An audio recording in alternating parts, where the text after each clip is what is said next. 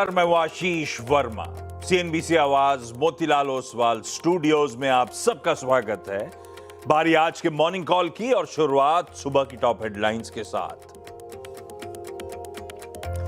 भारतीय बाजारों के लिए आज कमजोर संकेत। एफआईएस की कैश में करीब 3,500 करोड़ रुपए की बिकवाली। गिफ्ट निफ्टी में 75 पॉइंट का दबाव। एशिया में मिला जुला कामकाज। उधर कल रिकवरी के बावजूद नैस्डैक 1% से ज्यादा नीचे।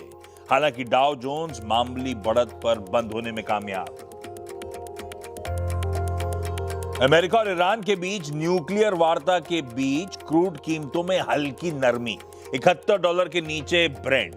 वही कॉमेक्स गोल्ड $5,200 के करीब स्टेबल। लेकिन चांदी में 2% से ज्यादा का दबाव। $88 के पास कॉमेक्स सिल्वर का भाव। मार्केट रेगुलेटर सेबी ने गोल्ड और सिल्वर ईटीएफ के वैल्यूएशन नियम बदले।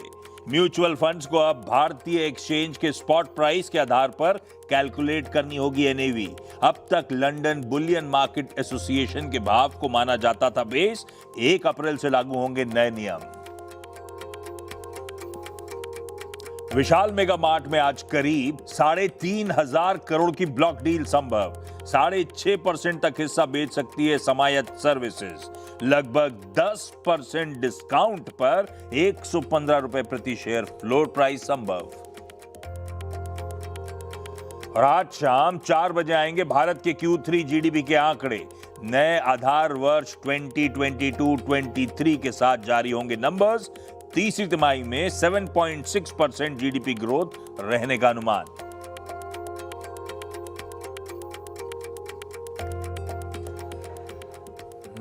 चलिए, शुक्रवार की सुबह इस कारोबारी हफ्ते का लास्ट ट्रेडिंग सेशन है। हफ्ते का नहीं, दरअसल इस महीने का, फरवरी महीने का लास्ट ट्रेडिंग सेशन है। वीकेंड पे सैलरी आ जाएगी। ये वीकेंड इंटरेस्टिंग है वल्ला। अच्छा, ध्यान रखिएगा, सामने एक वीकेंड खड़ा है। वो एक ग्रिड स्क्रीन्स पर आएगी। यानी सैटरडे और संडे को मार्केट हॉलिडे है। मंडे को लौट के आएंगे, मार्केट्स खुले होंगे, नॉर्मल कामकाज हो रहा होगा। और उसके बाद मंगलवार को होली के चलते शेयर बाजार बंद है। इवेंचुअली जब बुधवार को लौट के हम आएंगे, तब दरअसल एक्चुअली पूरा देश होली खेल रहा होगा, क्योंकि होली टेक्निकली है वेडनेसडे को। तो उस दिन फिर आप मान के चलिए वॉल्यूम्स ऑफ पार्टिसिपेशन लो रहने वाला है। तो ये है यहां से लेकर अगले मिड वीक तक की कहानी। हाँ, एक चीज और ध्यान रखिएगा, क्योंकि ट्यूसडे मार्केट हॉलिडे लगी हुई है, तो हमारी निफ्टी के वीकली कॉन्ट्रैक्ट्स की एक्सपायरी प्रीपोन होके मंडे को हो रही होगी। तो सैंडविच सेशन में हम एक्सपायरी की तैयारी कर रहे होंगे। खैर, इंतजार था आज सेशन में कि वो कल यूएस और ईरान के बीच में जो न्यूक्लियर डिस्कशंस होने थे स्विट्जरलैंड के जेनेवा शहर में, उसके आउटकम अवेटेड थे। दूसरी तरफ यूएस के कुछ आर्थिक आंकड़ों में सबसे इंपॉर्टेंट मेरे ख्याल से वो जॉबलेस क्लेम्स के नंबर्स आने थे। उन पे अभी डिटेल में बातचीत कर लेंगे, समझ लेंगे समीकरण बैठ कैसे रहे। और हाँ, आज शाम को हमारा जीडीपी बड़े स्टैटिस्टिकल रीसेट के साथ वो मेजर करने का यार्ड स्टिक बदल दिया जाएगा। उसका मतलब एक नया बेस ईयर, साथ साथ मेथोडोलॉजी में भी बदलाव हो रहा होगा। तो खास तौर पे शाम 4 बजे वो नए पैमाने पे जो जीडीपी के नंबर्स आने, उसका इंतजार रहने वाला है। आज के क्यूज ले आता हूं स्क्रीन्स पे। कहां खड़ा है गिफ्ट निफ्टी? समीकरण है 80 पॉइंट दबाव के आसपास, शायद 1/3% कमजोरी के साथ हम आज के फ्राइडे सेशन की तैयारी कर रहे होंगे।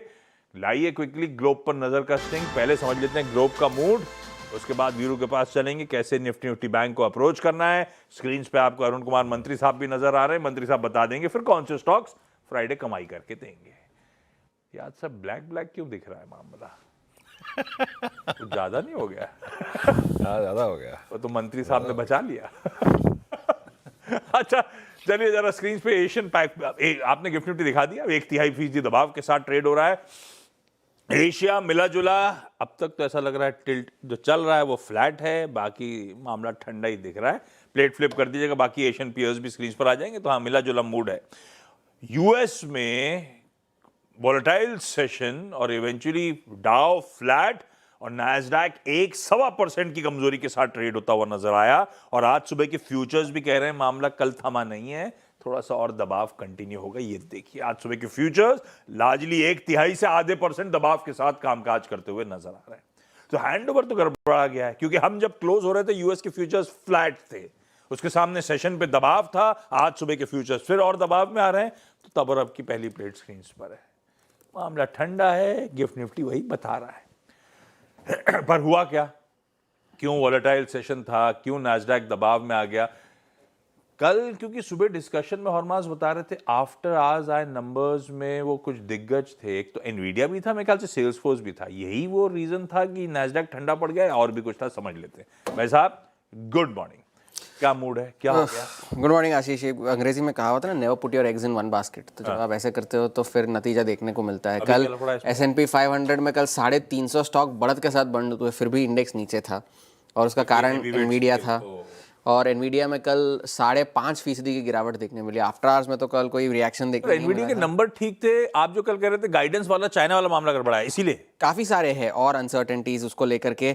और एक तो चाइना वाला मामला तो है ही, लेकिन साथ ही साथ अब बाजार जो उन्होंने वो $100 बिलियन वाली ओपन एआई से डील अनाउंस करी थी, वो अब बाजार को एक बहुत बड़ा ओवरहैंग लग रही है। बावजूद इसके कि कंपनी ने काफ़ी सारे क्लैरिफिकेशन दिए हैं इसके बारे में। कल भी उन्होंने कहा कि इस बारे में चर्चा चल रही है, मगर इस बात की कोई गारंटी नहीं है कि ये डील होगी। अगर डील हुई भी तो $100 बिलियन की होगी, लेकिन बाजार को ये बात अच्छी नहीं लगी। दूसरी बात ये है कि ये जो केपेक्स अनाउंस किया है ये सारे हाइपर स्केलर्स ने, चाहे वो माइक्रोसॉफ्ट हो, मेटा हो, अब निवेशक इससे चिंतित है कि क्या इस $700 बिलियन के केपेक्स पे रिटर्न आएंगे, और अगर आएंगे तो कब आएंगे, उस बात की चिंता निवेशकों को है। और फैसेट के CIO जो है, उन्होंने भी ये कहा कि जो गाइडेंस उन्होंने दी है उस पर उन्होंने एक स्पेसिफिक तरह से बताया नहीं है कि ये आय जो है वो कितनी और कहाँ से आएगी। माइकल बरी, जो कि जिनको बिग शॉर्ट के नाम से जाना जाता है, उन्होंने भी एक ब्लॉग पोस्ट में लिखा है कि एनवीडिया के जो परचेज ऑब्लिगेशंस है, वो परचेज ऑब्लिगेशंस जो होते हैं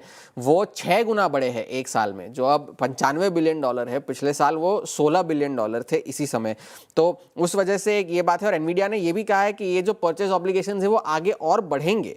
तो ये एक बात बाजार को पसंद नहीं आई। इस वजह से शेयर जो है 5.5% कल नीचे था, जिस वजह से बाकी सारे चिप शेयर भी गिरे, और उस वजह से नैस्डैक में कल दबाव देखने मिला। बाकी सारे इंडिसेस के लिए भी एक बहुत वॉलेटाइल सेशन था। डाउ हरे निशान में भले ही बंद हुआ हो, लेकिन 400 अंक फिर भी दिन के ऊपरी स्तरों से गिरकर ही बंद हुआ है। और रिकवरी भी अगर थोड़ी बहुत आई है तो वो इसलिए आई क्योंकि यूएस और ईरान के बीच में जो बातचीत चल रही है उसमें ओमान ने अब ये कहा है कि सिग्निफिकेंट प्रोग्रेस हुई है जिनीवा में जो कल बातचीत चल रही थी। अब अगले हफ्ते जो है टेक्निकल स्तर पर बातचीत होगी वियना में, ये ओमान के विदेश मंत्री ने कहा है। इधर घूम घूम के बातें कर रहे हैं। हाँ, घूम घूम के पूरी दुनिया का भ्रमण कर रहे हैं। और लेकिन ईरान के जो स्टेट टीवी है उनके ब्रॉडकास्ट में ये कहा गया है कि जो शर्त रखी गई है यूएस की तरफ से कि यूरेनियम को एनरिच जो यूरेनियम है उसे डाउनग्रेड किया जाए या उसे देश के बाहर भेजा जाए, उससे साफ इनकार कर दिया गया है। ईरान ऐसा कोई कदम नहीं उठाएगा। और साथ ही साथ वॉल स्ट्रीट जर्नल ने ये खबर बताई है कि यूएस ने मांग रखी है कि तीनों जो न्यूक्लियर साइट्स है ईरान के, उसे पूरी तरह से ध्वस्त किया जाए और न्यूक्लियर डील पे कोई सनसेट क्लॉज ना रखा जाए कि भाई 10 साल के लिए डील है, 15 साल के लिए डील है। अगर डील हुई तो वो हमेशा के लिए डील होगी, ये शर्त रखी गई है यूएस की तरफ से। तो अब अगले हफ्ते इस बारे में क्या होगा ये देखा जाएगा। आज एक बड़ा ट्रिगर ये है कि डिपार्टमेंट ऑफ जस्टिस को आज की डेडलाइन है उनकी टैरिफ रिफंड को लेकर के, उन्हें अदालतों को अपनी राय देनी है। ये सुप्रीम कोर्ट ने पिछले हफ्ते ही उन्हें ये डेडलाइन दी थी कि 27 फरवरी से पहले आप अपने मत रखिए और ये बताइए कि अगर रिफंड्स देने पड़े तो किस तरह से दिए जाएंगे और कैसे दिए जाएंगे। कोर्ट ऑफ इंटरनेशनल ट्रेड के मुताबिक लगभग 2000 से ज़्यादा मुकदमे दायर किए गए हैं जिस पे फैसला होना है, और उसे पहले तो स्टे कर दिया गया था दिसंबर में जब तक सुप्रीम कोर्ट अपना फैसला ना सुनाए, लेकिन अब तक जब तक गुरुवार की बात रही तब तक डिपार्टमेंट ऑफ जस्टिस ने कोई जवाब इस बारे में दायर नहीं किया है। अब जिस तरह के समय में हम रह रहे हैं उसका एक किस्सा ये है कि कल जैक डॉर्सी जिन्होंने ट्विटर की स्थापना की थी, उनकी एक नई कंपनी है ब्लॉक जो कि फाइनेंशियल सर्विसेज प्रोवाइड करती है, उन्होंने कल घोषणा कर दी कि वो अपनी आधी वर्कफोर्स कम कर देंगे एआई की वजह से जो प्रोडक्टिविटी गेन्स उन्हें मिल रहे हैं। और उस अनाउंसमेंट के बाद स्टॉक 25% चल गया। इस तरह के समय में हम जी रहे हैं, तो ये एक बात थी। और नेटफ्लिक्स जो है अब वार्नर ब्रदर्स के साथ डील नहीं करेगा, क्योंकि वार्नर ब्रदर्स पैरामाउंट पिक्चर्स के साथ उनको उनका ऑफर बेटर लगने लग गया है। तो नेटफ्लिक्स के शेयरों में आफ्टर आवर्स में 10% की तेजी देखने मिली थी। तो फिलहाल के लिए ये सारा मामला है। फ्यूचर्स इस वक्त दबाव के साथ कामकाज कर रहे हैं। आज प्रोड्यूसर प्राइस इंडेक्स का आंकड़ा भी आना है, तो एआई और उससे रिलेटेड जो अनिश्चितताएं है उस वजह से बाजार थोड़ा सा दबाव में है। तो मतलब हैंडओवर जितना बुरा दिख रहा है उतना बुरा है नहीं। एक्स ऑफ एनवीडिया आप कह रहे हो बहुत ऐसा नहीं है। 350 स्टॉक इन ग्रीन ही थे एनवीडिया, क्योंकि एक बड़ा स्टॉक जिसको लेकर अति हो गई है कोर्स करेक्ट कर रहा है, वो 5-5.5% का फॉल उसमें था।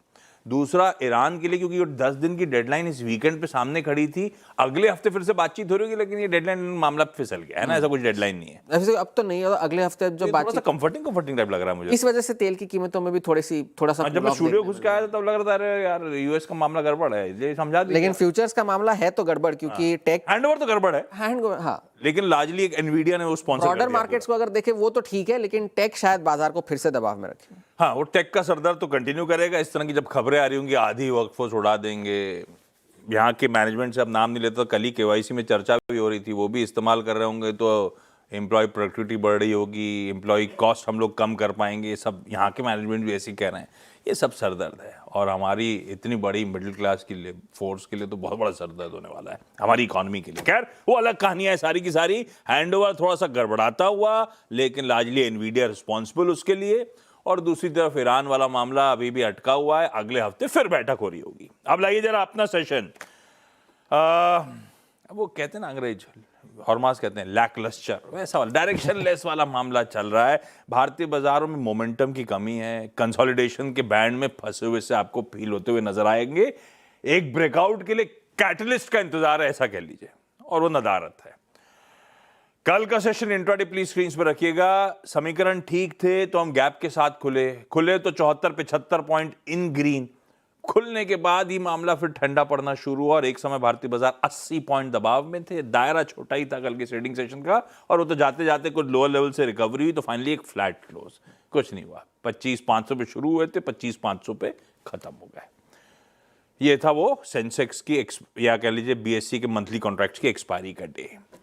अब लेकिन हैंडओवर कैसा दिख रहा है, मूड माहौल है कैसा? प्रोड्यूसर साहब ने हेडलाइन में डेटा को लेकर कुछ चिंताएं जाहिर भी कर दी हैं, तो वीरू से समझ लेते हैं दरअसल कहानी है कैसी, और मार्केट्स को लेकर अप्रोच क्या होगा। भाई साहब गुड मॉर्निंग। गुड मॉर्निंग आशीष। देखिए इस 75 अंक गिफ्ट निफ्टी के ड्रॉप का एक मतलब है, सिग्निफिकेंस है, एक नई ट्रेजेक्टरी मिल सकती है हमें आज। देखिए आशीष, नई ट्रेजेक्टरी इसलिए बोल रहा हूँ क्योंकि कल तक जो ट्रेजेक्टरी थी, कल उसका बिलीफ हमको था। कल हमने क्या बात की थी यहाँ पे सुबह सुबह, द गेम विल परसिस्ट और range will persist between RS1 and base 1। 600 पार नहीं होगा क्योंकि 600 से 650 में एवरेजेस हैं, कॉलाइटर्स हैं, सेल राइज, और डिप को बाय उस जोन पे करना है जो कि अब तक एक टेक्निकल सपोर्ट है, not an option support, that was 427 and 371। वहीं आया और वहीं से एक रिवर्सल ट्रेड दिया 100 पॉइंट का। बट ये कल हमने सुबह बात की थी, the price will stay with in this band. ये बैंड कहां पर स्थापित है? एवरेजेस के नीचे, एक कमजोर जोन में। बट एक हल्का सा बिलीफ ये था कि 371 and 420 will work. That's a technical point, not option point. आज का सेशन मैं क्यों कह रहा हूं कि ये हमें 75 पॉइंट नीचे एक नई ट्रेजेक्टरी मिल जाएगा, क्योंकि आपका डेटा में 200 डेमा अनप्रोटेक्टेड है, सुरक्षित नहीं है। लेके आइए स्टैट्स, कैसे मैं अप्रोच कर रहा हूं इस आज के सेशन में निफ्टी को।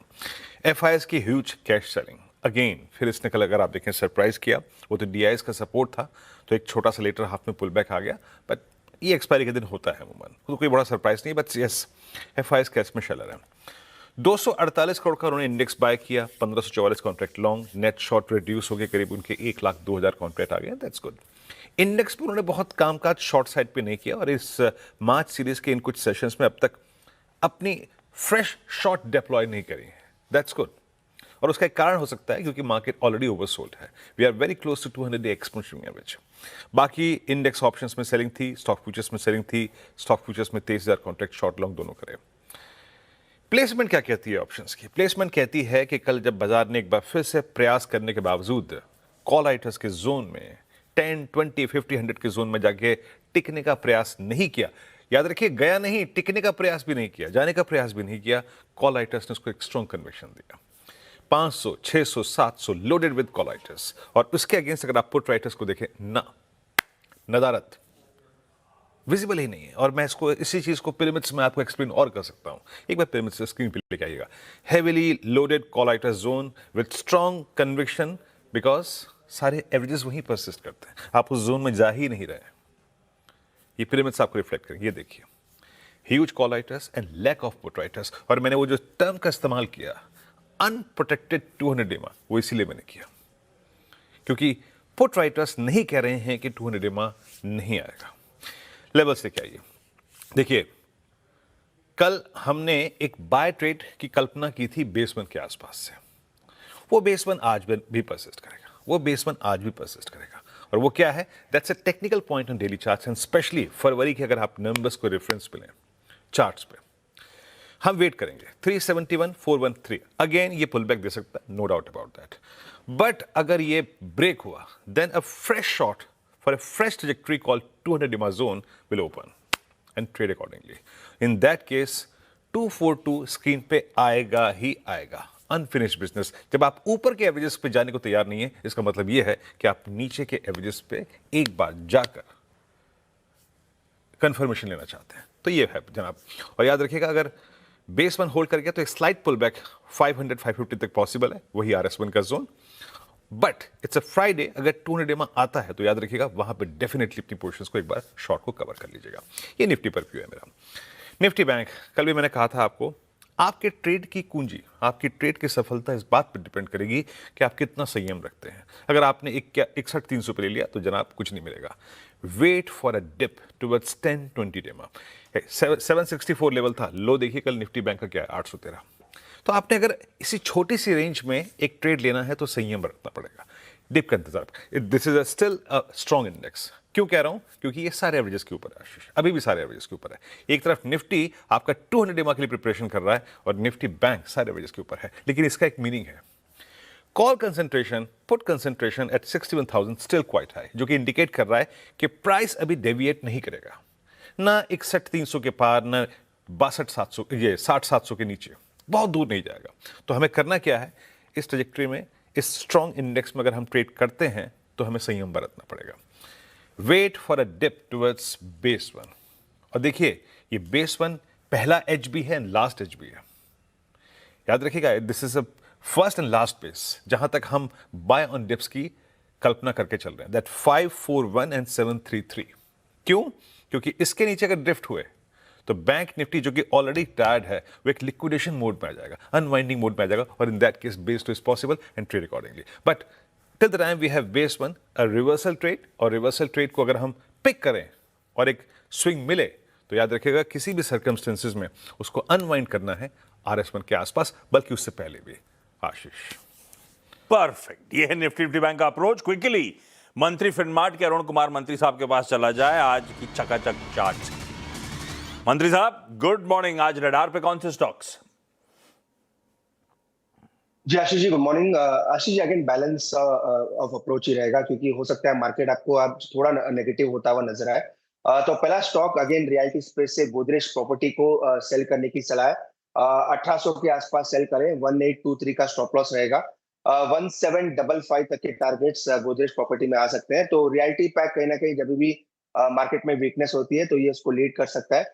सेकेंड, अगेन मैक्स हेल्थ में मुझे लग रहा है क्लियर ब्रेकआउट है, 1100 के ऊपर कल क्लोजिंग भी देखने को मिली है।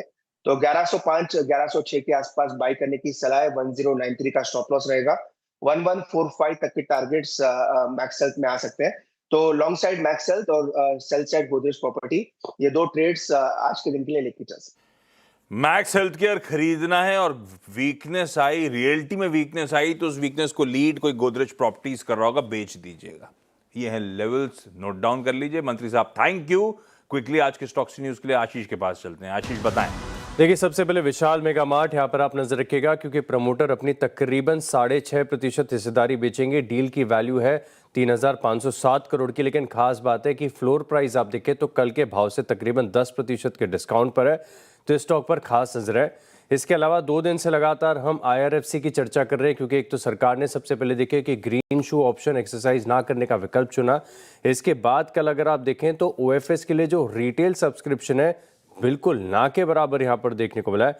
3.79 करोड़ शेयर्स ये ऑफर किए गए थे और सिर्फ 5.9 लाख शेयरों के लिए बिड्स यहाँ पर देखने को मिली। तो बिल्कुल रिटेल की तरफ से ना के बराबर का रिस्पांस IRFC को।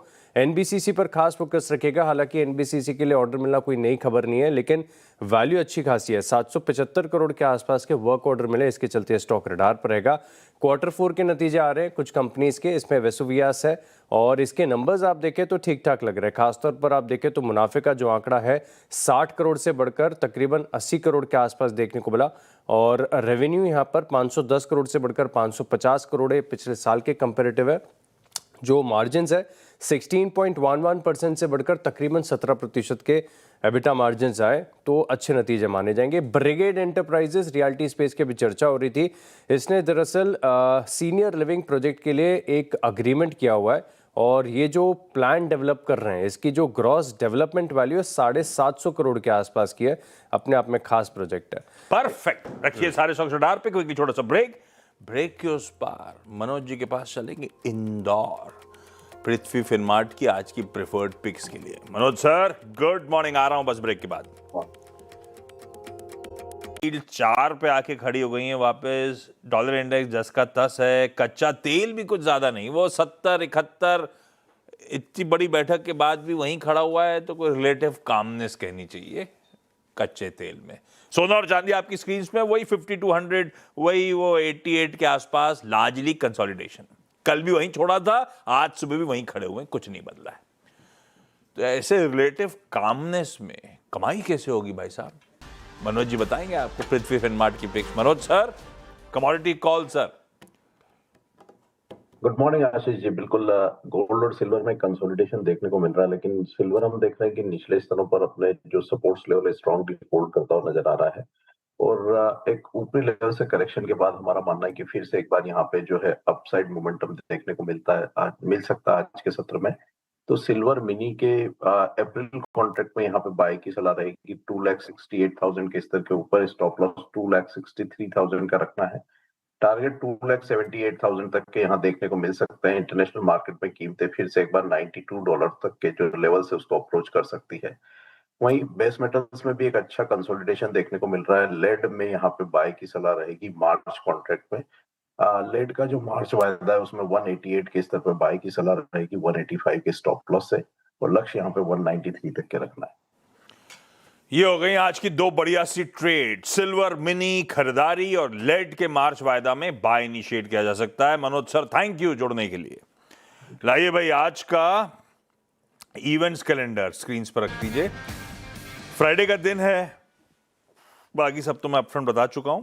पहले ले आइए सीधे, आज शाम को 4 बजे इंडिया GDP नंबर्स, वो नए जामे के साथ आ रहे हैं इसीलिए इंपॉर्टेंट हो जाएगा सबके लिए वो रीड करना। और उसी के बाद 4:30 बजे चीफ इकोनॉमिक एडवाइजर CEA की ब्रीफिंग भी होनी है GDP के क्वार्टरली नंबर्स पे, तो समझाएंगे फिर वो बैक डेटा वगैरह सारा। 4 बजे ही हमारा IIP नंबर भी आ रहा होगा, पर GDP और IIP मतलब पूरी इकोनॉमी के हालात आपको पता चल रहे होंगे। 2 बोर्ड मीट्स इंटरेस्टिंग है। भारत इलेक्ट्रॉनिक्स अंतरिम डिविडेंड पे विचार करने आ रहा है आज बोर्ड बैठक, और EMS लिमिटेड फंड रेजिंग शायद शेयर इशुएंस या एलिजिबल सिक्योरिटीज के थ्रू। तो देखते हैं क्या फंड रेजिंग का आउटकम आता है बैठक का। सम्मान कैपिटल वायदा के कर्व में जस का तस कंटिन्यू कर रहा होगा आज भी। एक वो IPO आया था गॉडियम IVF एंड विमेन हेल्थ, वो आज लिस्ट होगा। 79 की इशू प्राइस थी, 7.25 गुना भरा था। आज शाम को 5 बजे हमारे बैंक लोन ग्रोथ का, डिपॉजिट ग्रोथ का और फॉरेन एक्सचेंज रिजर्व के नंबर्स आ रहे होंगे। प्रेसिडेंट मुर्मू जो हमारा indigenously developed light combat helicopter है LCH प्रचंड, आज उसमें एक सॉर्टी लेंगी जैसलमेर एयरफोर्स स्टेशन से। आज वहीं राजस्थान में पोखरन में दरअसल वायु शक्ति 26 हमारी इंडियन एयरफोर्स की कॉम्बैट रेडीनेस की एक्सरसाइज भी शेड्यूल्ड है। जापान का CPI वो आ चुका है, कुछ ऐसा मूव नहीं हुआ नीडल, इसलिए मैंने मेंशन नहीं करा। US का PPI यानी कि उनके होलसेल इन्फ्लेशन के नंबर्स आज शाम को आ रहे होंगे। ताइवान एशिया में छुट्टी मना रहा है। फ्राइडे है तो releases the Kerala story 2 Hindi crime movie, scream 7 ये बड़ी पुरानी फ्रेंचाइज है हॉरर, इंग्लिश हॉरर की 7th उसका वो इंस्टॉलमेंट आ रही है, स्क्रीम 7 आज रिलीज होगी। और ओटीटी में एक्यूज्ड नाम की साइकोलॉजिकल थ्रिलर रिलीज होगी कोनकना सेन गुप्ता जी की। और एक चीज रह गई थी, वो ग्राफिक के फॉर्म में नजर नहीं आएगी आपको, लेकिन यूएस डिफेंस ने, पेंटागन ने दरअसल एंथ्रोपिक को अपने क्लॉड के कोड्स वगैरह शेयर करने के लिए फ्री एक्सेस, ऐसा कुछ था मामला, वो चाहते थे अनरिस्ट्रिक्टेड एक्सेस मिलना चाहिए यूएस डिफेंस को। आज उसकी डेडलाइन है, तो आप देखते हैं दोनों तरफ से क्या स्टेटमेंट्स आते हैं। ब्रेक ले लेता हूं, गिफ्ट निफ्टी के थोड़े से पस्त संकेतों के साथ छोड़े जा रहा हूं, ठीक है। 70-75 अंक के दबाव के साथ ग्लोबल मूड का रिफ्लेक्शन आपकी स्क्रीन पर है। ब्रेक के उस पर जब लौटेंगे तो आज की टॉप 20